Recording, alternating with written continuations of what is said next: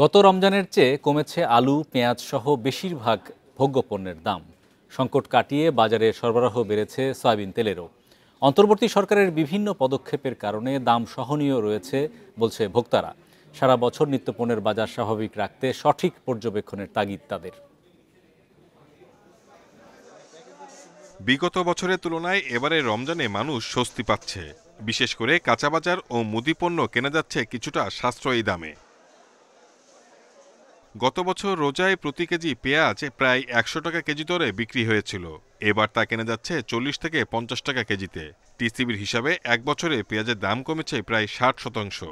বাজারে আলুর কেজি বিক্রি হচ্ছে ২০ টাকায়, যা গত বছর ছিল ৫০ টাকা। একই চিত্র মুরগির বাজারেও। আগের বছরের তুলনায় ৩০ থেকে ৪০ টাকা কমে ব্রয়লার মুরগি বিক্রি হচ্ছে ১৮০ থেকে ১৯০ টাকায়। সোনালী মুরগি ৩০০ টাকার বদলে ২৬০ টাকায় বিক্রি হচ্ছে। গত বছর গরুর মাংস ৮০০ থেকে ৮৫০ টাকা কেজি বিক্রি হলেও এবছর তা ৭৫০ থেকে ৭৮০ টাকায় মিলছে।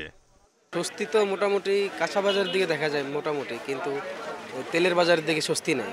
যেমন সয়াবিন তেল তো কিছুদিন যাবৎ উধাও ছিল, এখন বাজারে মোটামুটি সয়াবিন তেল আসছে। আমরা চাই তো জিনিসপত্রের দাম কমুক, সবাই জনসাধারণ বাঁচুক, আল্লাহ পাক যেমন সবাইকে বাঁচার মতন তৌফিক দান করে। গত বছর ১৬০ টাকায় চিনি বিক্রি হলেও এবার তা বিক্রি হচ্ছে ১২০ টাকায়। কমেছে ছোলা ও বিভিন্ন পদের ডালের দামও। এনবিআর থেকে আমদানি শুল্ক কমানোয় কমেছে সব ধরনের খেজুরের দাম। রমজানের শুরুতে বাজারে সয়াবিন তেলের সংকট দেখা দিলেও এখন আর নেই। যে সাদা চিনি ছিল ১৪৫ টাকা কেজি, এই চিনি এখন ১২০ টাকা। সরবরাহ ভালো, দামও কম আছে। খালি তেলের একটু সরবরাহ কম ছিল, দাম যা গায়ের তা বিক্রি হয়েছে। তবে এই ২-৩ দিন তেলের সরবরাহ বাড়ছে। শসা, লেবু গত বছর ৮০ থেকে ১০০ টাকায় বিক্রি হলেও এবার তা ৪০ থেকে ৬০ টাকায় কেনা যাচ্ছে। কমেছে টমেটো, কাঁচামরিচের দামও। Shahid Ahmed, independent news, Dhaka.